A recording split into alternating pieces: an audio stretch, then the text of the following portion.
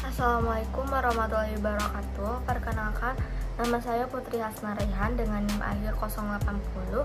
Di sini saya akan mereview atau memperbandingkan kelompok sebelumnya dengan PPT dari Ibu yang membahas tentang language production and bilinguals. Pertama-tama di sini membahas tentang speaking dulu, di mana speaking itu atau berbicara itu menghasilkan suatu kata, pembicara menghasilkan informasi secara gramatikal, sistematik, dan fisiologis secara bersamaan.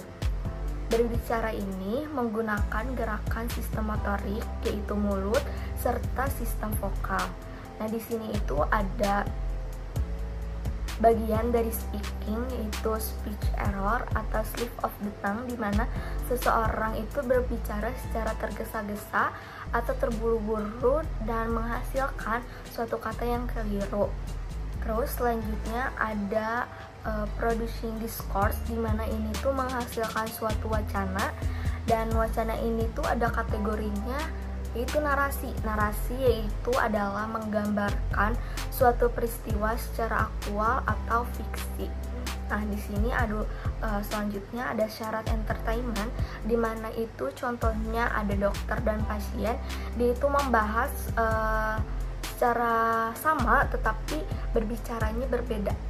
Nah, kalau misalkan pasien itu berbicara tentang diabetes atau kadar gula darah, nah kalau dari sistem dokter itu bahasanya berbeda, yaitu kalau diabetes itu istilah dokternya tuh konsentrasi glukosa darah. Nah, selanjutnya ada tentang writing, dimana ini tuh banyak digunakan proses kognitif di dalamnya.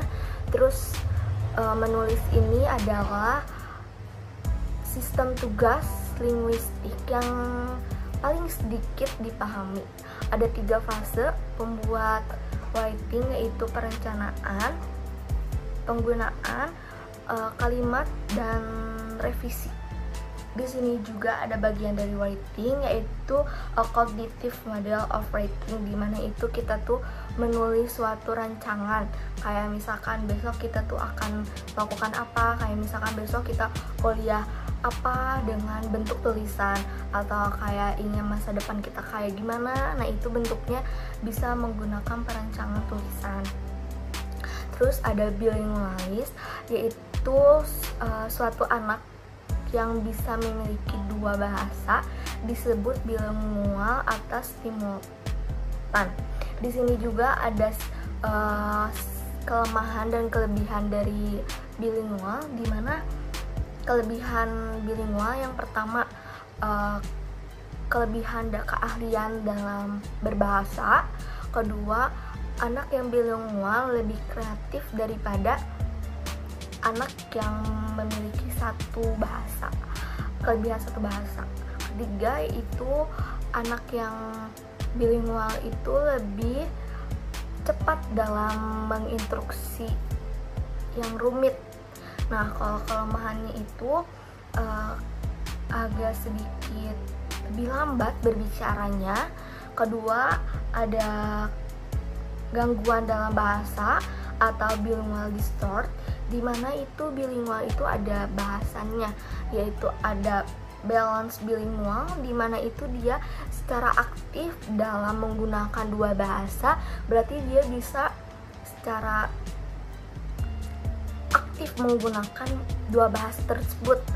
Terus yang terakhir ada unbalanced bilinguals, di mana itu seorang anak secara pasif menggunakan 2 bahasa, berarti dia tidak secara aktif menggunakan 2 bahasa tersebut. Sekian dari saya tentang pembahasan language production dan bilinguals. Assalamualaikum warahmatullahi wabarakatuh.